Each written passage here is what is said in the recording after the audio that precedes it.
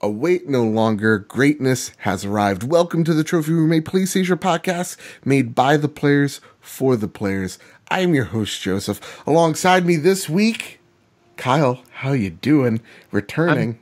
I'm returning. I'm doing great. I had a great time in San Francisco. Yeah. I want to take this opportunity to thank everyone in the Make Us Better community for voting for me for Kind of Funny Prom King. Unfortunately, I did not win, but I made the top 3 and I got called on stage. It was a memory of a lifetime. It was fantastic. Let me tell you something. You won in all of our hearts, and I'm pretty sure it was rigged. Hashtag show us Nick's emails. Hashtag wait a minute, ... don't show us Nick's emails. Yeah, no.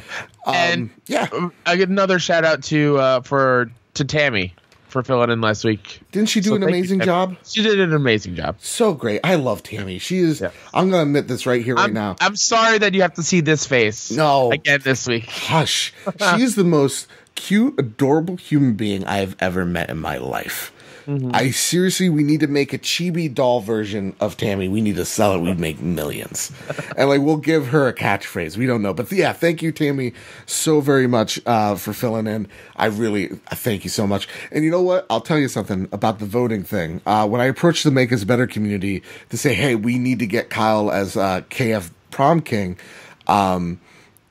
I abused my power of being one of the heads of the Make Us Better community, if that's a word I'll throw around.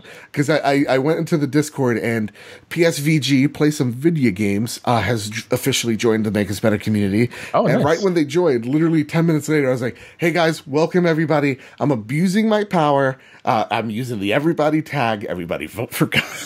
And it was that moment where, when you do it on your laptop, it goes, you're about to spam 100 people. Are you sure more than 100 people? Are you sure you want to do this? I'm like, abso-fucking-lutely. Yeah. So Kyle. Yes. With that, let's get into the show. This is episode 48, and it's also our 1-year anniversary of the Trophy Room. Holy crap. Crazy. Congratulations, show, because you had some episodes before I came on, and it was fantastic. Man, it's so weird. I did not even, because I don't do anniversaries at all, and nor well. And I noticed it a few weeks ago. I was like, holy crap, we're approaching our 1-year anniversary. And then it hit me again just today. I'm like, oh shit, this is our 1 year here. For some reason, past Joe thought it would be a great idea to announce a podcast or start one the day before the 4th of July. But nonetheless, here we are. We're not going to do a big shebang for a 1-year anniversary. We're going to save that for episode 50. So episode 50 is going to be a live show. We might have some special guests. So tune in for that. Again, live show, Bad Big Games on YouTube. But again, more on that later. Kyle, you went to Kind of Funny Prom, and you did all these great things. But I don't want to hear about any of that, okay? Yeah, sure. Greg Miller owes me $500. Sure, yeah. Because that's how it works. That's how, if I give you a shout out, you owe me $500. Oh, Jesus. Yeah, that's how it works. I'm very expensive. Anyway. So since you shouted me out last week, do I owe you $500? Well, you owe me a little bit more than that. Oh, okay. All right. Fair. No, I'm kidding. Kyle, what have you been playing? Okay, yeah. So, played some of my Vita on the flight there. Played some PlayStation 1 originals or classics, excuse me. Some Final Fantasy 8. Some oh my god, I'm blanking. Klonoa. What's Klonoa? Klonoa is a old platformer. It's like some cat with some floppy black and white ears with a blue hat on. It's a pretty decent platformer. Okay. And then when I got to SF, we went to a bar arcade called Emporium. And I played some old school arcade games like Simpsons and X-Men. X-Men was, but the one thing that I played that I can't wait, Joe, to play is Killer Queen. Oh, right. This is coming to the some people call it the Nintendo Switch. I call it the Vita 2. As do I. Yeah, I played Killer Queen, and Killer Queen, it took me a couple of rounds to figure it out. But once I did, it is super, super, super fun. And I hope it gets a release on PlayStation because I would play like nonstop. Oh, definitely. If it landed on the PlayStation, I'd buy it ASAP. Yeah. So basically, you have 3 ways to win the game. Okay. You either your queen kills the other team's queen 3 times before it's out of lives. You collect these purple or pinkish like balls and bring them back to the honeycomb. When you fill that up, you win. Or you can hop on the snail at the bottom and ride it to the other team's goal, or your goal, excuse me. So there's 3 ways to win, and it's all happening at the same time. So you have to manage your time and resources, strategize on what to go after. It's super hectic and crazy, but once it clicks, man, does it click. Oh man, that's awesome to hear. Yeah, I'm really excited for that game because I'm like, what's Killer Queen Black? And everybody looks at me like I have 3 heads. And I'm like, you never heard of him? I'm like, never in my life. And I'm very curious to see how it will work on the Vita 2.0. Yeah. Oh, I'm very much interested. Also, I just want to mention, we're recording right now, July the 3rd, one day before the most important holiday ever. That is the 4th of July, Independence Day. With the day that we fought back them goddamn aliens. Okay? Maybe I'll put in the quote somewhere like that whole speech. I'll just cement it somewhere in the middle. Why don't you just play the speech? Put the audio at the beginning of the episode. Oh man, I'm not going to edit this, so it's going to be even funnier and people go, what the fuck are they? This is great. I'm going to do that. So every 4th of July, my neighbors become really big assholes, and they just start fireworks like 5 hours early.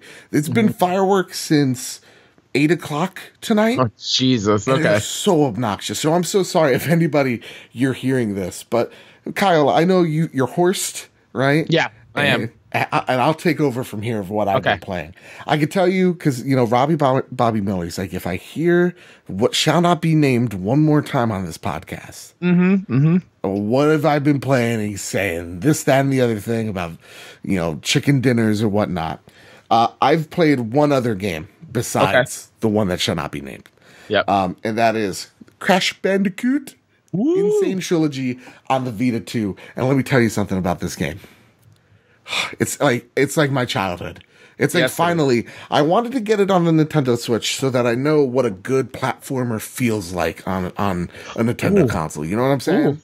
Because everybody knows, like the plumber guy, whatever his name is, can't light a candle to what Crash can deliver. I mean that wholeheartedly. Seriously, Waluigi. Everybody talk about Waluigi, not giving Crash enough credit, but nonetheless, I've been playing the first game over again. Holy shit. How did I play this as a kid? I know, right? It's fucking hard. Yeah, it is. And I gotta tell you, I'm enjoying it. I'm actually enjoying it more now than I did when I was a kid. Because when I was a kid, I did too. I didn't get to play it much. It was at my grandma's house. That was the excuse to go to my grandma's house, was that there was a PlayStation there. And I would play Spyro and I'd play the Crash demo, and that's about it. But like playing it now, it's kind of like revisiting this lost chapter of my childhood. Yeah. And I can't recommend this game enough. It's seriously, Vicarious Visions really poured some love, sweat, and tears into this. It did. It's so good. Yeah. Go out there, buy it right meow. And I love going after the gems now when I was older. Yeah. I never did that when I was a little kid. Me neither. And I like that little completionist in me. It's still there. Oh man, we got a question about platinums, and I'll save it for later, but man, I cannot even imagine trying to platinum this game. Impossible. Yeah. With that, Kyle, so that's what we've been playing.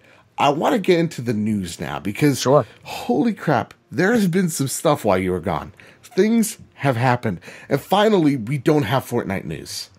Oh, nice. Fine. I'm sorry. What shall not be named. Sponsored by Bobby Miller. Instead, are we going to talk about Jim Carrey playing Dr. Robotnik in the Sonic movie? Is that what we're going to talk about? No. Oh, okay. Never mind. No. Absolutely not.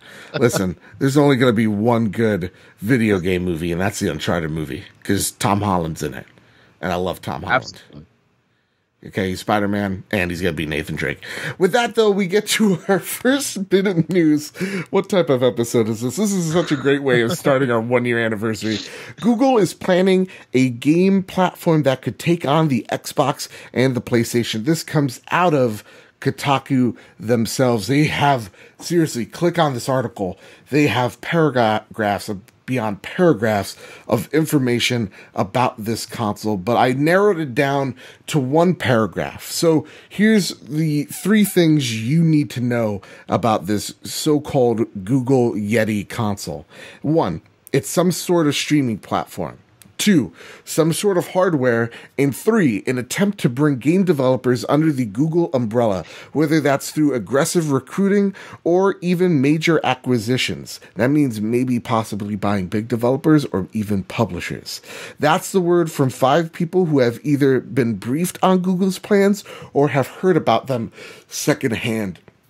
Now, not even Kotaku has come out with this. Every major media site has been talking about this, saying, yeah, no, we have sources too. This is a thing they're working on.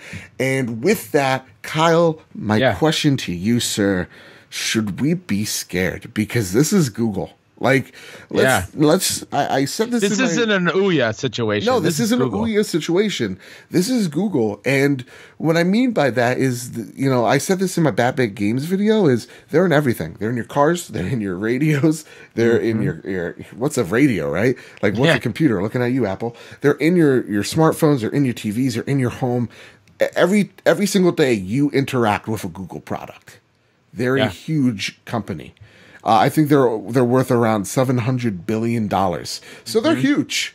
Yeah. And with that, should Sony be a little nervous about this console? I mean, also, it being a streaming console, and so many people, by the way, have been saying that, the next generation is the last generation. Yeah. Because of this whole streaming revolution that's going to take off. So, instead of are we afraid, do you think streaming is the future of video games? I'll get that right. Well, I think if anyone is going to figure out a streaming platform for a gaming system, it's going to be Google. And why do you think that, sir? Well, like you said, Google's got their hand in everything. Yeah. And they are super smart, and they've got geniuses working for Google. Yeah. If they can't figure it out, then nobody can. But in that same regard, though, it's like, oh, we have an army, but we have a Shuhei Yoshida. We do have a shoe. I mean, check and mate, right? So sure, but Mr. Google has $700 billion to put behind whatever research. And also, if I am, like, as I've said in every single one of the Trophy Room episodes, is that Shuhei Yoshida is in control of everything, so they also have a shoe. Oh, no. This is bad. No, this is bad. So, okay, you think streaming is the future, and you think Google can do it? Are they a big threat? Do you think? I think they could be. I think they have the potential to do really well on this console, whatever it is. Mm-hmm. I'm imagining it being more of like a Steam box situation. I think what the interesting part of this whole thing and what you pulled out was the major acquisitions, like them going out and buying up developers and publishers. Yeah. And that is super interesting because who would they go after? Would they go after the smaller AAA studios that are out there? Right. Do they go the more mobile route and have a more robust mobile service? And I think that's a really I think Dreamcast guy, right? Yeah, I love Dreamcast guy. He's a great YouTuber. He was mentioning like maybe smaller. I know this sounds weird. Smaller, larger publishers like Konami. You could go after these publishers that have great IP but aren't doing anything with them. Yeah. And so with that, like what would and I'll say mine so you can think of yours. Mm-hmm. To me, if they're gonna buy a big publisher, I think the biggest bang for your buck is EA, because from what I see from EA is a company that's on the verge of everyone not giving a shit about you. Like, yeah, you have very successful things like your Madden and your FIFA line of franchises, but outside of that, people think very low of you. And like even Anthem got just swept up in, yeah, but it's your EA, and I do trust you. Oh yeah, like you figured loot boxes now, thank you, EA. Like it's just they've come across so. They just come across their reputation so battered at this point that I feel like the way of turning it around is by taking out the leadership and installing something new, or having someone go, hey, look, like a Google come on board and going, we're taking all this. And I know EA back in like 2010-ish, around there, was almost acquired by like a South Korean studio, or at least in the talks. Yeah. So I think the most beneficial to Google, I don't even think that much of gamers in the grand scheme of things, because then you get the questions of, is Mass Effect, Dragon Age, Anthem, Madden all exclusive? And then you have Google having to dance around that topic. But to me, I think it would do best for Google, because then you have this library of IP, past and present, to work with. Give me Dead Space 4. With horror elements. So what would be your? I think you said it earlier. Yeah. I think Konami. Yeah. What studio needs a breath of fresh air and a kick in the ass than being bought out by Google? That's true. Like Konami has so many storied and legendary franchises that they're doing nothing with. Yeah. So if Google buys them up and brings them to life, then all of a sudden people are going to want to buy this Google machine. Absolutely. I think the code name is what? The Google Yeti? Yeti, yeah. So like that automatically makes the Yeti a must-have. Yeah. For anybody who's ever played a Castlevania, the Metal Gear series. Oh, like it's a no-brainer for me. Yeah. I think that's an excellent, it is an excellent studio, because I kind of think you want, I know this sounds a little weird, you kind of want a bit of damaged goods so that you could turn it around and look like the hero. And at the same exact time, if Google wants to be super aggressive, maybe you just go, here's this one streaming platform on our hardware, but we'll work with everybody. Like we'll work with Microsoft, Sony, Nintendo. Like we'll put games out there, third party, but we'll also have the service where you get all the games for one low price here. Yeah. You know? Which I think is probably the more direct route. I don't know if they'll have like Google Yeti exclusive. Right. I think it'll be like you can play everything there, but if they have like a special deal with somebody like Konami to have the rebirth of these games, I think that would be super smart for them. So my next question to you, because the last few weeks, I was even going to put it in here, but I don't feel like really talking about it much, other than shed a new angle to this crossplay controversy, is maybe, if we just know this now, Sony must have known maybe months, if not more than a year in advance, that Google's working on something. And what if they're being attacked so viciously, and rightfully so for many things, about their views on crossplay? But what if they're so hesitant because they know Google's going to come in, and they know that when Google comes in, this huge company, they rather be safe than sorry with crossplay? Because to me, if they enter the race, right, and they have all the same like AAA games like Microsoft, like let's just say Call of Duty, for example, right? And or fuck it, let's throw Fortnite in there. Fortnite is on the Google Yeti, and what happens to your crossplay? Will Microsoft allow Google to play with Xbox people? And some people, like Sean Capri of the Xbox Drive, will say absolutely, and he would be dead wrong, because he's the host of the Xbox Drive, and Xbox is off. No, I'm only kidding. But like, Google is their main competition in terms of everything they do. Google is in some way or shape or form there. Like they are fighting for relevance in the PC. Holy shit, that was a big firework. Yeah, I heard that one. They're fighting for relevance on the PC. They're fighting for relevance on tablets. They lost the mobile market to Google. Look at Bing. Look at Bing. Yo, look at it.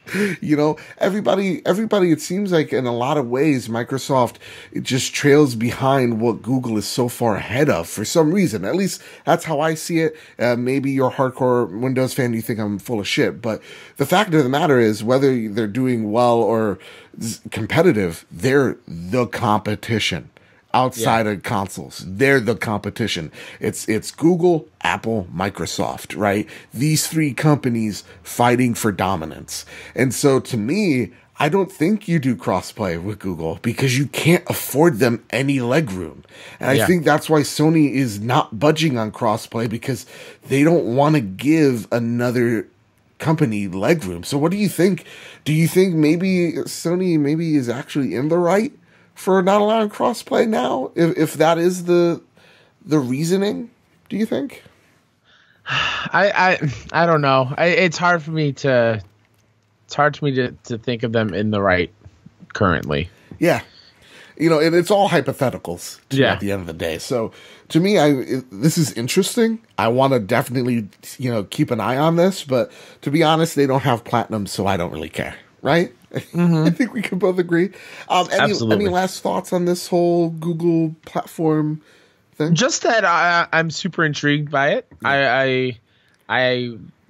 I'm excited because whenever there's new hardware, even just being talked about, and teased, that makes me excited because, like I always say, and like many others always say, it pushes everyone to do better and to keep innovating. So if Google comes out of the gate swinging, then everyone else needs to be put on notice, and we're going to benefit. Yeah, and also a lot of people are like, oh my god, this is like, I saw like one tweet of like, this is beginning and end for PlayStation and Microsoft. I'm like, absolutely not. Absolutely not. Definitely not for PlayStation. Like, it's not like Google is going to buy out Naughty Dog. Right. That's not happening. Yeah. And like, let's be frank here, right? We don't know what this hardware is. Yeah. Big companies have tried it. Amazon tried. Remember for a week that Fire TV box? Yep. Remember they bought a bunch of developers? What happened? Like a few months ago, they already announced that like one of their major games they just canceled. So, that's not happening. It's harder to get into this industry than a lot of people give credit. I joked about it before, but the Ouya did not do well. No. And that was like, I know it's funny to think about now, but a lot of people were excited for that. And they looked at that being like, oh, look, this is an exciting new... This is the future. Yeah, this is a new system, and this is going to be the way it goes. Yeah. And the one thing, too, to mention is that all these companies have, they're branded. Like, PlayStation is 20-plus years, right? 25-plus years of a culture. And Xbox now has over, what? Is it? Oh, my God, is it going to be 15 years or something crazy? That sounds about right.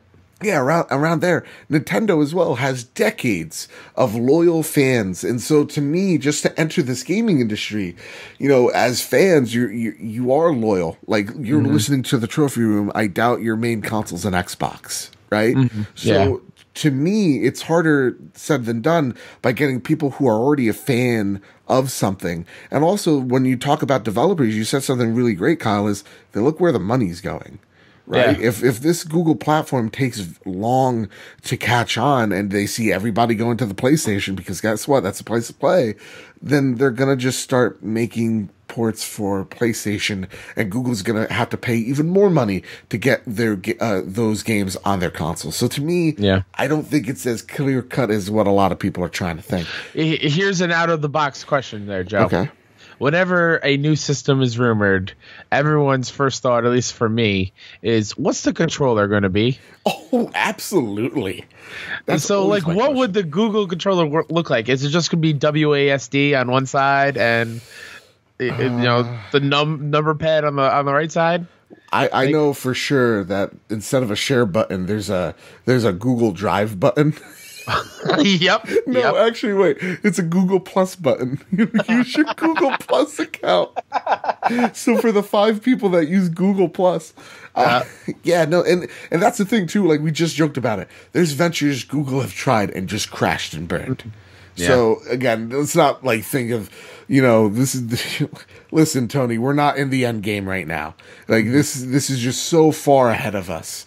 That I don't think we could try to even pretend to be fortune tellers. But with that, it's a fun thing to talk about. It's the summer, news is slow, and with that, you talk about out of the box. You know what's one thing everybody loves, Kyle? I do, but I'll let you say the punchline. Everybody loves cereal. Yes, sugary fucking treats. That's what people love. Okay, my favorite, Cocoa Puffs, Lucky Charms. Lucky Charms is.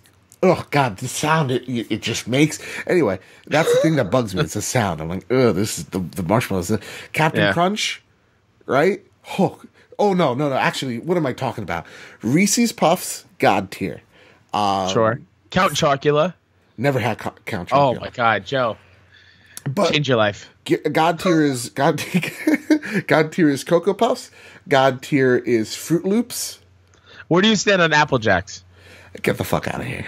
Yo, no! Get the fuck out of here with Apple Jacks. Take that trash out back. That's where it belongs. Welcome to the Cereal Box, the new podcast between us. Yup, and guess what? This is what were those like little things on the boxes that you rip off and you hand to your box school? tops? Yeah, we this is the Box Stop podcast.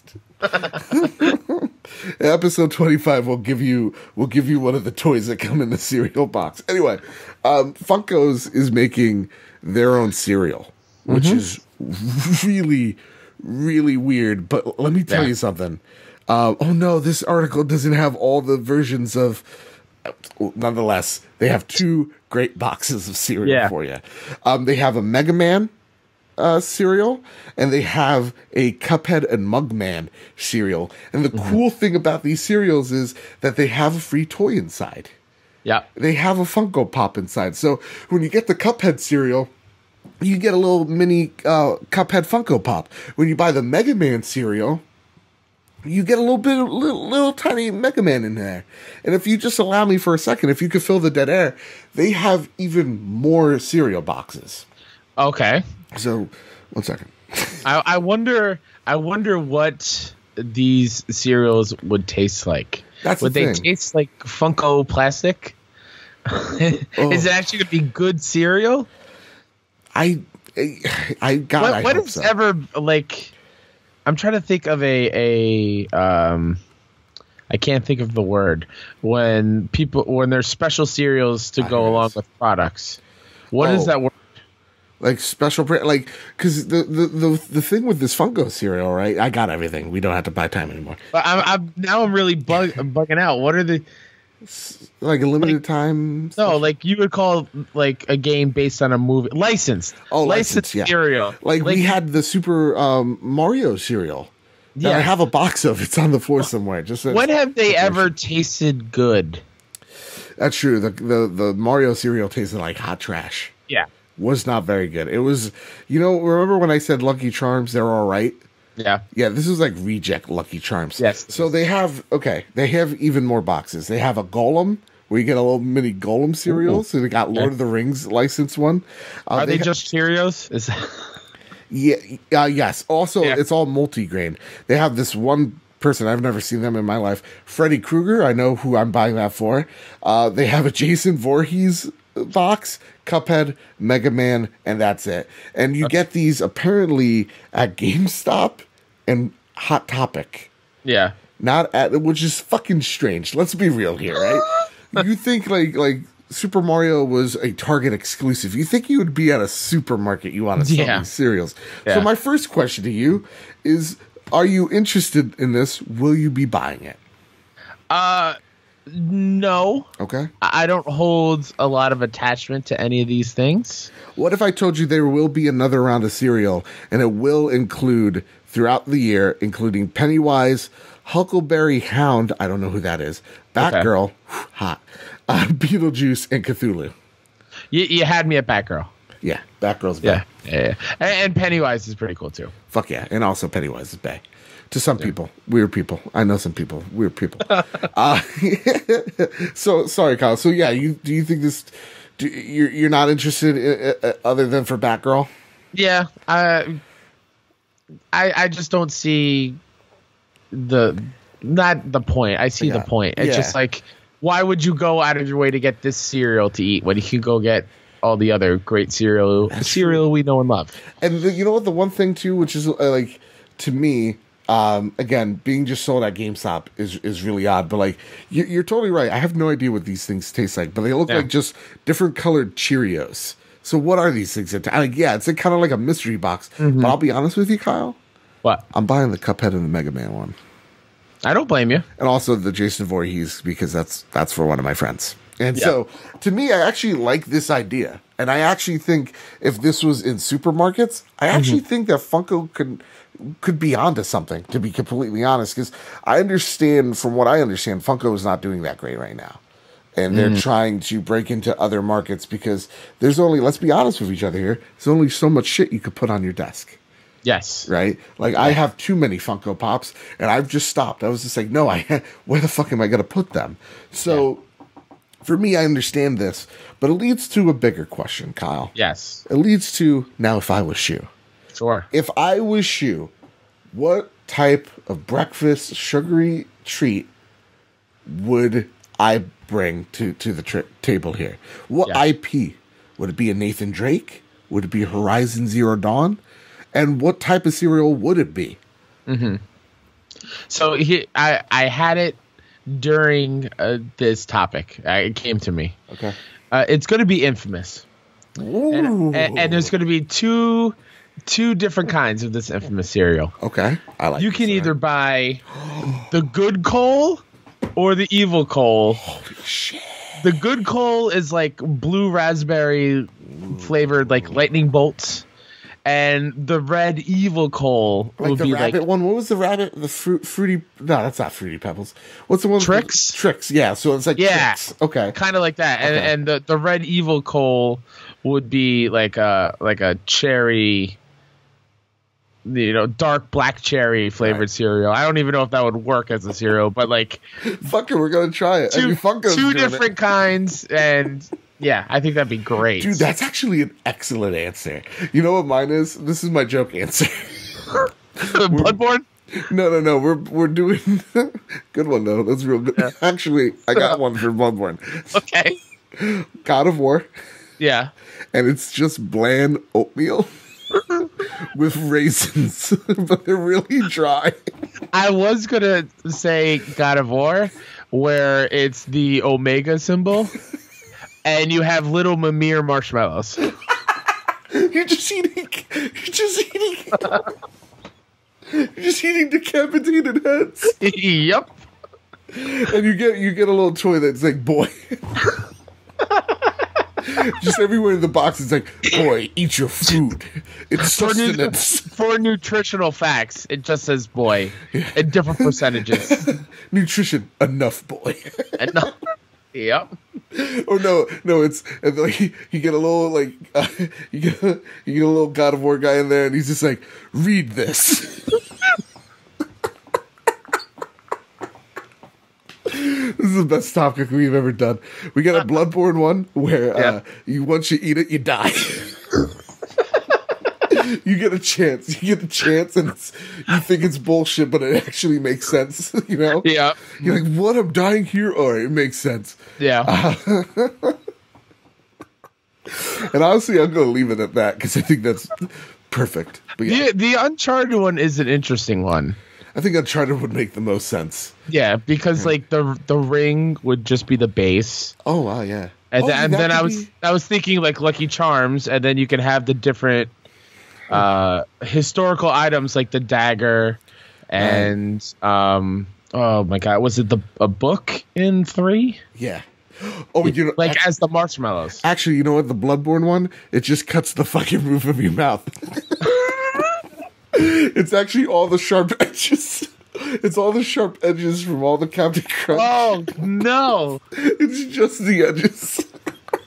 Oh, dear Lord. Oh, man.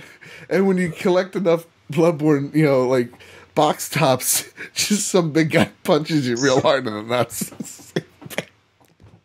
And you're like, this is the greatest game ever made.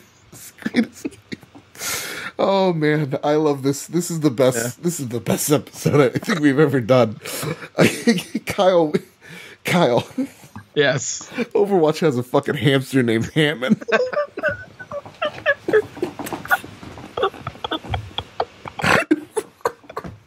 I love that segue so much. Oh, I snorted. Yeah, Overwatch finally has a new character. Yeah. After 4 or 5 months of just like, for me, I think like the last character was Moira that they had. First off, guys, that's not edit. I really got my shit together pretty fast. So Moira was, I think, the last newest character. And I played a little bit of her.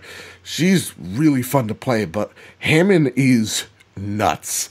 So Hammond is a genetically modified rodent. He was on the moon base with Winston when the apes kind of, it was the Planet of the Apes, but with the moon. And when Winston escaped, Hammond kind of hitched the ride there, landed in Australia, and he used his little pod, his little escape pod, as his weapon. He entered this arena combat, and he would just wreck house. So Hammond is another genetically modified animal, just like Winston. He's cute. He's adorable. He doesn't speak, though. The emergency pod speaks for him. That's awesome. It's fucking wonderful. Also, he's a tank. So he's going to be in a support role, and he does something really awesome. So the character itself is called Wrecking Ball, and what you do as Wrecking Ball is one of your moves. You actually hook onto something, and you just swing in the air, and anybody you hit takes damage. And the longer you have airtime, the faster you are, and the more damage you do. Hammond looks fucking awesome. Mm-hmm. So rad. I know you don't play Overwatch. I don't. No, but I'm intrigued. Yeah. Hammond looks like a cool character. Dude, he really does. He looks so much fun. He's so adorable. Dude. He's a little. He has one tooth. Like, how do you not fall in love with this? He's adorable. Yeah. Honestly, this has got me back in. I'm looking forward to whatever they have next. That was just a little filler news. Okay, again, slow news week. God, please give me a break. But we got some big news. Uncharted creator Amy Hennig has departed from EA, and her Star Wars game is quote unquote on the shelf. Now, Amy Hennig, if you guys don't know, is talking about Uncharted. She is the creator of Uncharted. She was the director of 1 and 3, and she is one of the most talented minds in this gaming field. I think anybody who's anybody would agree with me with that statement. She's wonderful, and she left Uncharted and Sony behind for this this EA gig with one of my favorite developers at the time, Visceral, who made the Dead Space series. And as history has taught us, EA likes to fuck anything they can, and they fucked Amy out of an awesome position. Yeah, she did. The Star Wars game got shook hand. Visceral. Something we were all super excited to hear, that she was working on a Star Wars game. Yeah, and now she is currently working on an indie studio. With that, Kyle, what do you think her next project is? It's an indie game, so we're assuming that it's going to be for all platforms. Yep. Do you think a lot, like, I heard, like, there was a rumor that it could be a VR game. What would you like to see out of Amy and her team? Oh, wow. I just want a game with Amy's world building skills. Yeah. I think she does a great job with that. And going back from when she worked, like, on Legacy of Kain, like, she did such a great job in building that world and just bringing characters to life and making us care very deeply about them very quickly. Yeah. And I just want a game with a super great narrative. That's what I want from her. Yeah. Seriously, same here. I please don't be VR. Please. Yeah. But yeah. I other than that, I wish her the best. And I don't say don't be VR, because to me, VR is just, there's still, well, you know what, fuck it. If anybody can do VR right, it's going to be Amy. I just want a good story out of her, and I really hope the best. That's why I put it in here. Because though she's not with Sony anymore, I wish her the best. She's amazing. Absolutely. She's talented, and any update we get from this story, I'll be tackling that. And also, this story came from Eurogamer, so please give them a click, because this is a well-deserved. And now she's article. In the same area as Ken Levine. Oh, is that right? Well, I mean, not in the same studio, but like Ken Levine has his own little studio that's working on stuff. Now, Kyle, I want to take, before we get to viewer mail, I want to take a little bit of a detour. Okay. I want to, as I've let everybody know, we're giving away 3 copies of Horizon Zero Dawn. One of the copies just this week was you had to retweet, like, follow the PS Trophy Room on Twitter to get yourself a copy of Horizon Zero Dawn. And I have to say, I got a really awesome tweet. I believe today, if I'm not mistaken. Yeah, it was today. Or actually, no, sorry, yesterday. The days blur. From someone giving us a shout out, giving us a follow, a listener. And I gotta give Jeremy Piper I get it right here, Horizon Zero Dawn Complete Edition. He not just gave the Trophy Room a shout out, he gave We the Gamercast a shout out. If We Ran Nintendo, Bad Big Games, I heard that guy's fucking great. The Warp Whistle, PSVG, again, check their stuff out, they're amazing, and Nintendo Nostalgia. So thank you so much for supporting us on Make Us Better and shouting us out the way you did. It made my day. And when I just saw it, I was just like, this guy has to have one of these. If you already have this game, guess what? It comes with the DLC. So you can run the DLC, and it's freaking great. So there you go. Again, DM me, tweet at me, go, hey, Joe, I won. What else do I need to do? And then we'll start talking. So thank you so much. Congratulations, Jeremy. Yeah, congratulations. And thank everybody. You. Sean Capri has just told me, if you're in your car, let go of your steering wheel, just start clapping. No! Just start clapping. Give him a round of applause, Now get back on your steering wheel, okay? Don't go crazy. But this is sponsored by the Xbox Drive, so go crazy. Anyway, viewer mail this week has been amazing. I let everybody know, this is the 1-year anniversary of the Trophy Room, so we gotta send this one off with a bang. Usually I save the best for last. Usually I do, all the time. But not this one. This one's really good. And when I saw it today, I was just like, this needs to be a question on the Trophy Room. Marcus O'Neill writes in. He goes, with today being the 1-year anniversary of the first episode of the Trophy Room being posted, huge congrats, by the way. Hey, thank you so much for listening. I was hoping you could talk about the biggest highlights from the show and PlayStation overall at that time. And what are you looking forward to the most in the coming year? So, Kyle, do you have any highlights of the Trophy Room? Yeah.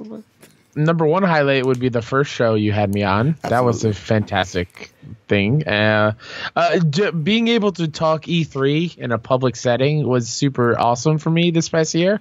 Yeah. The episodes we did with Sean Capri and the Three Best Friends podcasts were awesome. I love those so much. Excellent. So those are some of my favorite highlights of this show. And then as far as PlayStation goes, I mean, we got God of War, man. Yeah. God of War is just close the book. Exactly. It was just amazing. Oh God, what was the other one? Going to PSX and being there was pretty awesome. A great PlayStation memory from the past year. Yeah.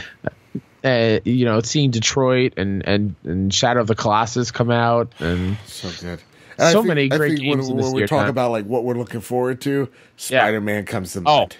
Yes. Yeah, 100%. So, yeah, I gotta say, I share the same sentiments. First episode you came on, something special happened, Kyle. Something incredibly special. It was November, and there was an excitement for me because you're like, I was texting you, I was walking out of my class and I was walking to my car and we're just talking about like what what we had planned, and you were just so excited. And now, what happens now? You're just like, okay, I get it. Just stop annoying me. No, it was just another Fortnite topic. Another one. Robbie Bobby Miller shared the same sentiments. But yeah, like for me, I was walking there like to my car and just texting you, and there was just like this magical moment of like, holy shit, I'm gonna have Kyle on. We're going to talk about games. He's so excited, to be a part of this. And like what you said on your first episode, if I was on a PlayStation podcast, holy shit. Yeah. And that to me is one of my best memories. Ren, she's amazing, fantastic, one of the strongest females I know, and just people in general. She could kick my ass in a fight any day, and I'm so lucky that I was able to have her on as many episodes as I did. And her and Snowy are just so awesome, and I'm so grateful for the time that I get to spend with them, and did get to spend with them with the PlayStation podcast. But then going forward, there was this growing period where when I lost my co-host, I had Sean Capri on for I think about like 3 episodes, and it was at this time, I say it all the time, but I was part of another podcast at the time, didn't treat me as I see it, right? And I was about to just quit everything in general, and Sean Capri at my lowest helped lift me up and made me better. And so make us better means so much to me because of people like Sean, of like saying, hey, no, I know you don't have a co-host, I know I'm busy with like 8 other podcasts, but you know what? I'm going to take time out of my schedule. I'm going to record in a fucking hotel. Yeah. Let's do this. And dude, it was awesome. I think the E3 special we did with Sean is one of just the best podcasts out there. Like I you can listen to that right now and understand how wrong I was, but still was so much fun. Sean is so great. You were so great as judge, as you always are, Your Excellency. And and it was just such a treat. And then to think like, holy shit, we had just such a great episode before. We can't top this. And then we get the 3 best friends on, and the next episode is just like just as fucking amazing. And I there's this thing of like highlights of what I'm always looking forward to. I'm always looking forward to this show. This show is my baby, and I love it so much. Every single week, I'm so excited to sit down with you, Kyle, and talk about games.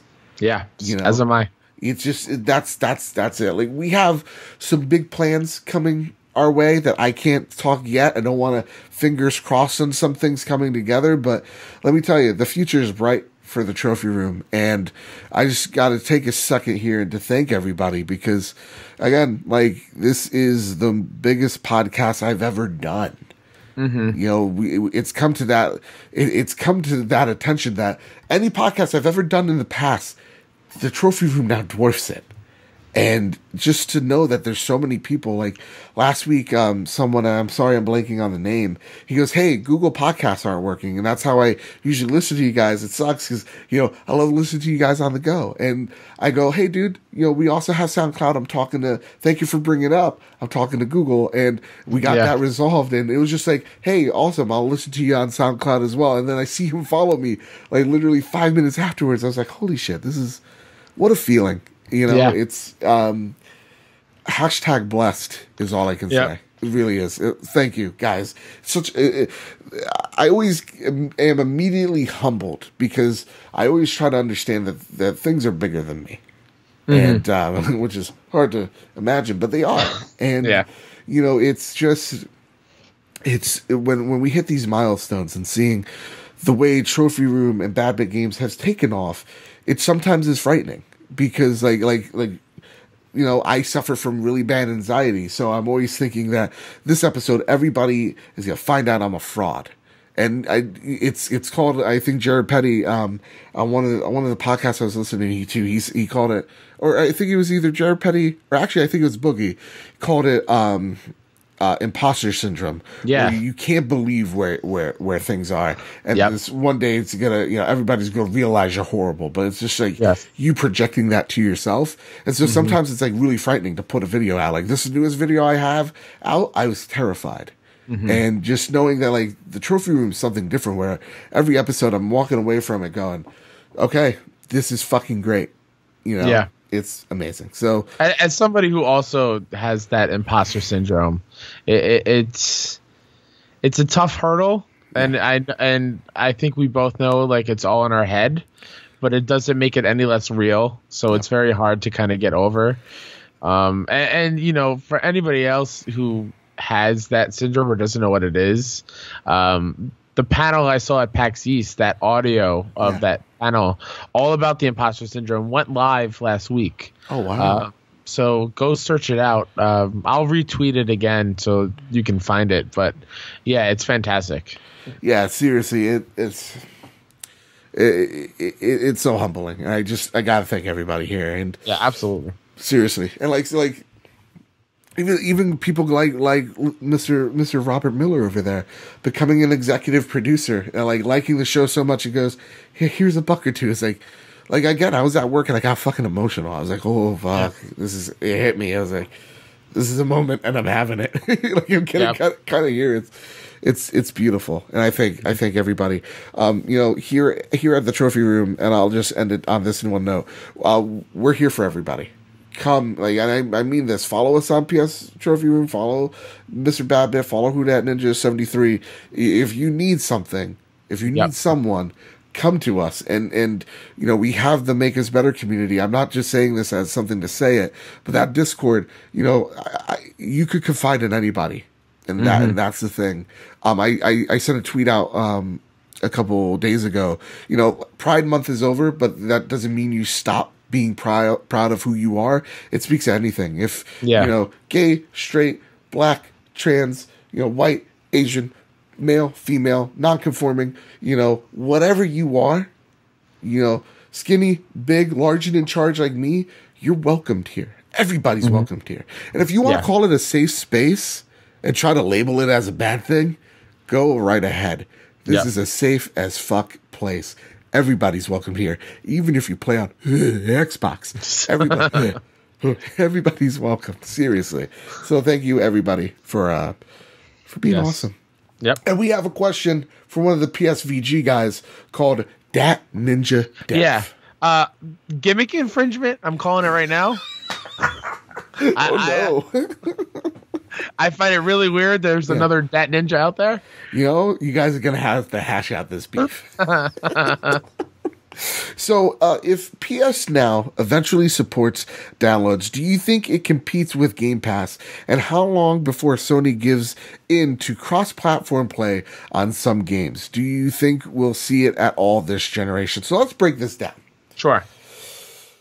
Do you think PS Now, if it adds that download function that we talked about a few weeks back, where you're able to download some games directly and play them from your hard drive instead of just streaming them, do you think that this can compete with Game Pass, or do you think that it's too far gone?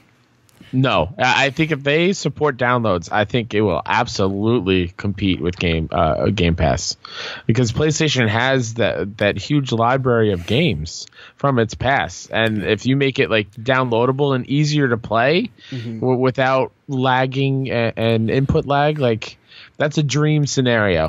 Yeah. And absolutely it will compete. I think it's a start.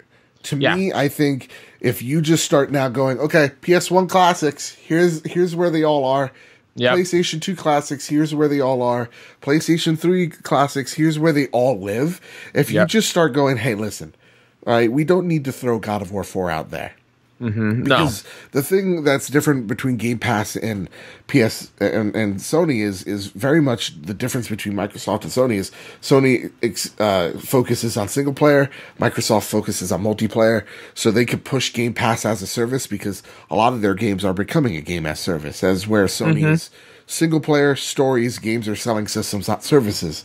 So with that mindset, I think if you go, you can download the games, I think that's a start. And I think people would come on. And then by going, listen, we're rebranding PlayStation Now. We understand that backwards compatibility is a thing that people want. We want to do that with the PlayStation. And with PlayStation Now, you're able to stream all this content of games that will keep on adding month in, month out. And right now they actually announced that PlayStation Now, they're adding a few more games, and I think some of them are like Dark Cloud. Ooh. Yeah. And they're actually, for the summer, they're having it discounted to $9 a month. That's awesome. For beginners. But I think how PlayStation Now gets better is you lower that price to $9. You compete head to head with Game Pass, and you start bringing in the bevy of exclusives that you definitely have. And then, do you think Sony gives into crossplay on some games? Do you think we'll see it at all this generation? I'm going to be honest with you guys. As much as it upsets me about crossplay, we've been over it before. Yeah, it's not a big a deal. And I'm sorry to tell people this because people are very passionate about it. But in the grand scheme of things, we've had a lot of trouble with the Switch and Xbox. I get it. It's growing pains.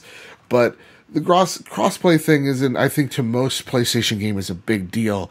I think a lot of people are just pissed off about it being locked. Yeah. And I think literally all Sony needs to do is unlock the accounts.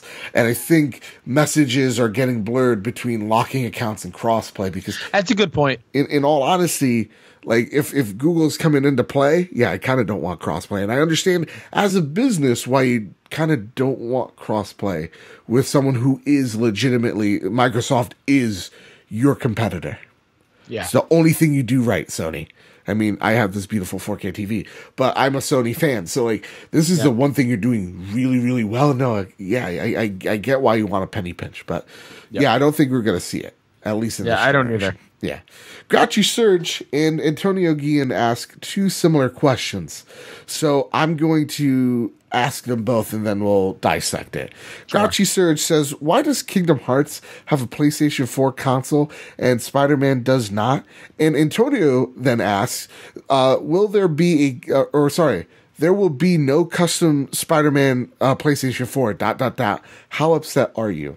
Now, is this like official? I must have missed this. This is not official. Antonio's just trying to get under my fucking skin. All right. Okay. Because I was about to flip a lid. Okay. So I'm going to answer this first if you don't mind. Yeah, go ahead. I'll answer the first one. You answer first. Okay. Why does Kingdom Hearts have a PlayStation 4 console and Spider-Man does not? Because life isn't fair. And you don't get the things you want sometimes. Sometimes you get a really fucking ugly console that is the Kingdom Hearts 3 console. That it deserves it, but come on, Spider-Man, right? Yeah. Come on, Sony. I get it. I got all the 5 people that really love Kingdom Hearts upset at me. You can yell at me. It's fine. I got you, Jams. Yell my way. What do you think? Why does Kingdom Hearts have it at this moment and Spider-Man does not?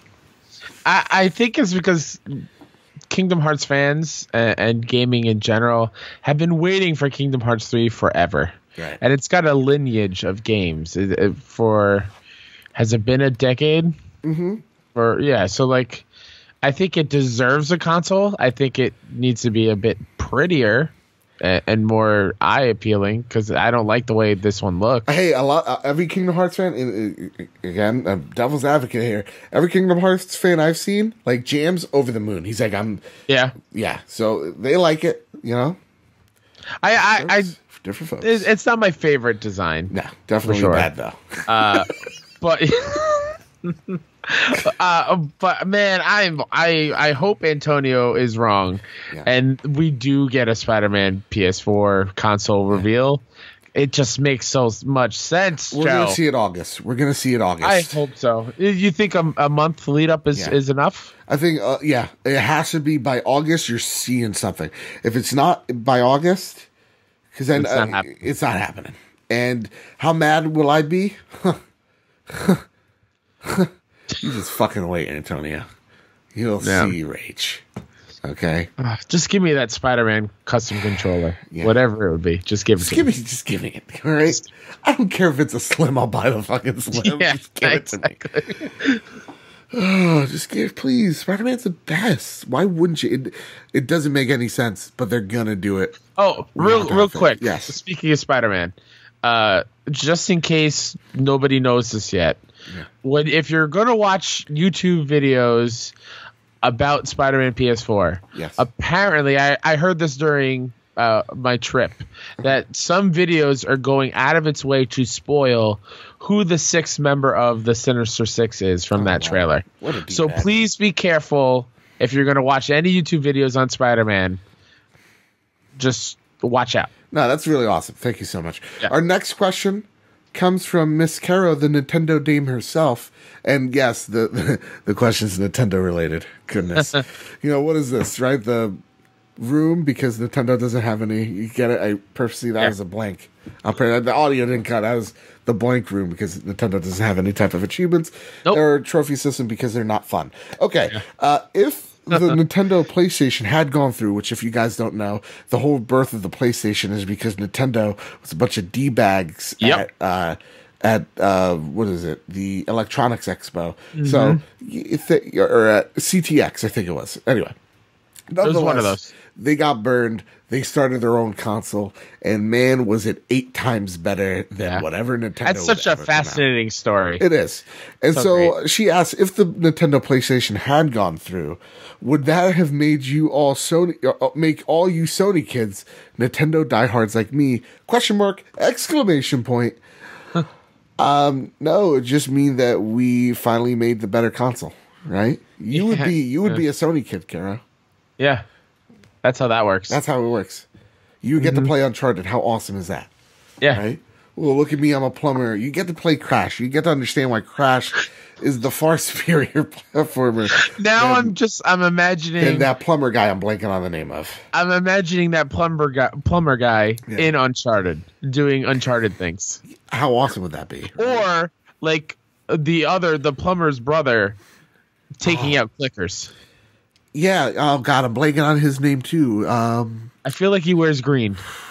No. I think it's like a dark brown. It's a beige. Yeah, I think it's a beige. All I know is the two best characters that Nintendo have are Wario and Waluigi. So, classics. Yep.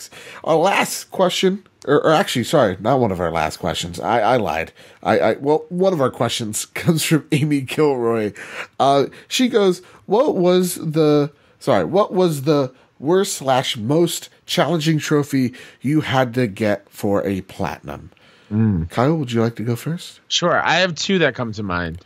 One was when you brought up that Dark Cloud is coming to PS Now. I've brought back some bad memories of trying to get the platinum on PS4. There was a trophy where you had to get a certain weapon. Like I was missing one simple weapon, and it was randomly dropped in one of the dungeons, and it took me probably 10 hours to get that damn thing to drop finally. And so that was super tough, and that was my last trophy to do before I got that platinum. The other one would be, it was one of the MLB The Show games, and the last trophy I had, it was called the Fence Post Trophy, where you had to score exactly 1 run in each inning of the game. If you score 2, it's over. You have to restart. What? Yes. And it took me a better part of a week of constantly replaying the game to get this damn trophy. The worst one was that it got to the 9th inning. I did it all throughout the 8th inning. And what happened was I hit a leadoff home run with whoever it was. And then I set the controller down. Because, like, obviously I want a strikeout. Yeah. So I'm not even going to try to swing or whatever. And the pitcher ended up walking the bases loaded. And then it got up to that one. It was 2 outs. Yeah. He walked in a run in the 9th inning. So I had 2 runs in the 9th. And I walked away from the game for about 2 days. I was like, nope. I'm sorry to all the kids listening. Fuck this game. I need a break. Because how dare you? Yeah. How dare you? Oh, man. No, I get that was tough. So, you guys are gonna be you named this the trophy room, and you don't have any trophies. To me, I'm real bad at this this trophy hunting game. I don't partake in it. I only platinum games I've really enjoyed that really mean something to me. So, to me, I'll be honest with you. I'll be real here. I only have 5 platinums. And those are because those games mean a lot to me. Currently, I'm working on the God of War one, and you don't even fuck with Naughty Dog because they're impossible. So, with that, I have Uncharted 2 and 3. You have those platinumed? Yeah, man. There's a trophy in 4 that I have to go back for. You have to finish the game in under 6 hours. No. And the first time I attempted it, I finished it in like 6 hours and 20 minutes. Fuck that. So I'm going to have to redo that at some point. Because I'm with you. I love Uncharted 4. And that game deserves a platinum for me. So eventually I'll have to do it. Yeah, to me, I think by the end of this generation, Bloodborne's going to get platinumed. Mm-hmm. By the end of this, it's Bloodborne, guys. Come on. But for me, there's 2 platinums that mean the most to me. One is the Division. There's one, I forget the trophy in particular, but I think it was something along the lines of like you had to be the most wanted person there or something like that. Yeah. And you then needed to like lose your want level or something like over time. So it was like a 15-minute timer.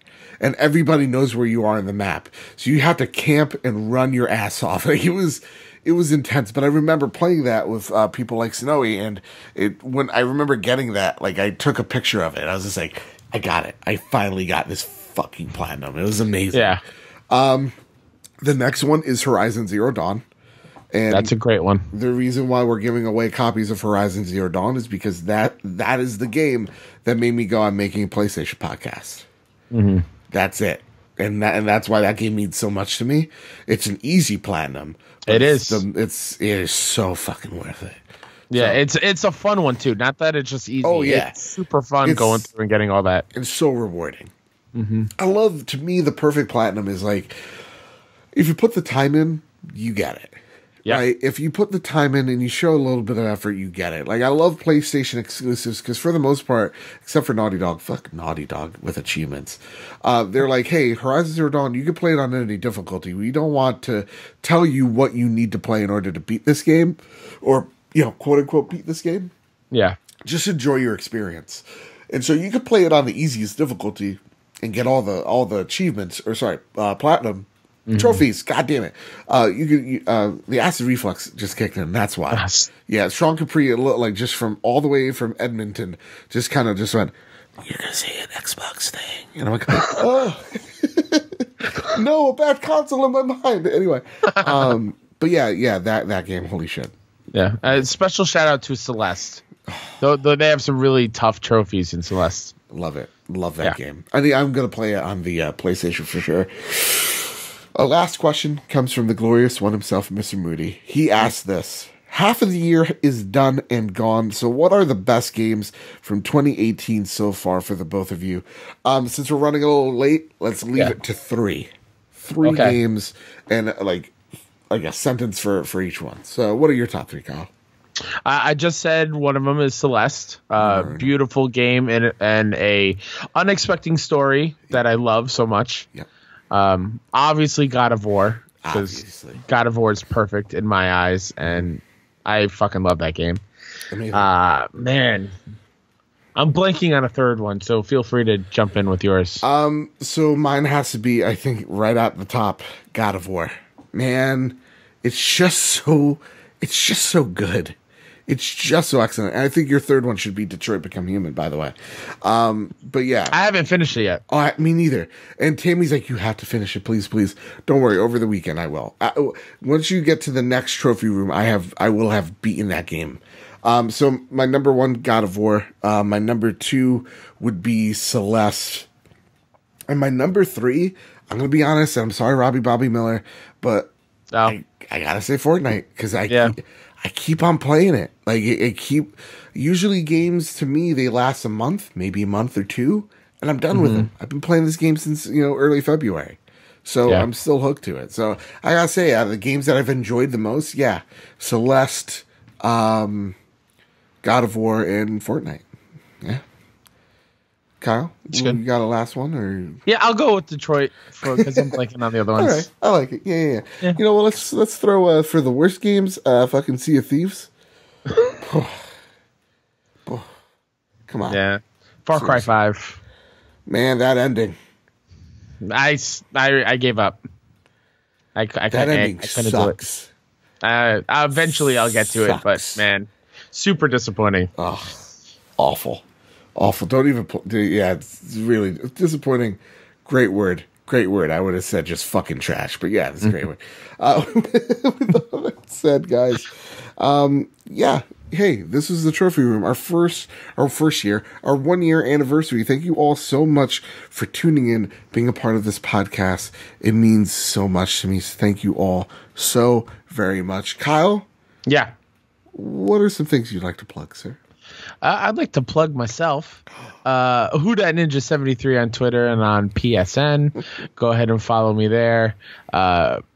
Follow my show all about the kind of funny community called Best Friends Talk Funny at BFS Talk Funny on Twitter and on iTunes, Google, whatever it's called now, Google Podcasts. I think that's everywhere. And go ahead, give it a listen. I enjoy doing it, and we'd love to have you on. If you're in the community, let me know. Yeah. And Kyle, I almost forgot something. So before I plug my stuff, a little segment I like to call P.S. I Love You. Wink, wink, nudge, nudge. Guys, gang, we introduced PSVG into the Make Us Better Patreon, to the Make Us Better family, and the support over the last few days have been bonkers. So I want to thank so many people. There's so many great people. We're going to thank the Platinum, Gold, and Executive Producers. So first and foremost, I want to thank our Platinum Executive Producers, Mr. Corey Hicks at twitch.tv/chicks_18. I'm not going to make a joke, Joe. Please be better than this. You can do it. Oh, sorry. It's not what it looks like, but it's still a great time. Mr. Mark Moody at youtube.com/Mr. Moody Reviews and at The Glorious Movie Show. Go check that out. Every time there's a Star Wars episode, I'm there. And our Gold Executive Producers, Mr. Sheldon Benedict, Tony Baker from Quest for Pixels, and I'm going to mess up this name, but you know I love you. You're in the Discord all the time. Panak Malloy. If I mispronounce your names, just slap me in the fucking face. Please. Hard as you can. Give it a go back. Our executive producers. Holy shit, this is an amazing name. Dante Bellini. Love it. Junior. Holy shit, this guy. First off, Dante. Excellent first name. Bellini. Amazing. And he's a junior, which means there's two Dantes. Whew. Goodness gracious. We got Jared Guthart, Dude427, Kevin Austin, Josh Bourbon, which Josh, I'm just going to call it from here on out, Josh Bloodborne, Tammy Ryan, hey, she was in the last episode, Mr. Robbie Bobby Miller, Tim Ulf, Joel Brooks, Martini Jean, Nasty Boots, David Ray, Jesse Armstrong. Thank you so very, very much for being patrons for man, all this stuff, you know, it's another humbling moment. Your generosity is what keeps this podcast together. It's what gives Kyle the new mic. It's what gives us all this awesome stuff like SoundCloud, like all the artwork from Adam Leonard, which is just fucking superb. Thank you all so very much. And with that, you can watch this podcast every single Wednesday on youtube.com/polygamesftw. I made mistakes.